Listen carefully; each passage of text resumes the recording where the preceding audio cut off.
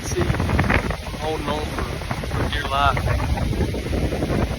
This is probably actually my favorite spot so far on this trip.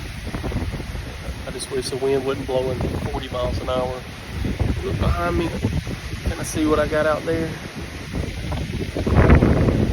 Creek bottom behind me. And another field over here. But in terms of throwing Hail Marys, just because we're trying to locate a deer in between the rain showers and stuff. If we were throwing darts at a board, we might have hit a bullseye with this spot. Some of the most deer sign that we've seen so far on the trip. Jumped two does on the edge of this field on my way in, and got set up. Been spoiled this week because I've been able to find bigger trees to saddle hunt out of. I'm in a pretty small white oak today, and it's going for a ride. Look at the treetops.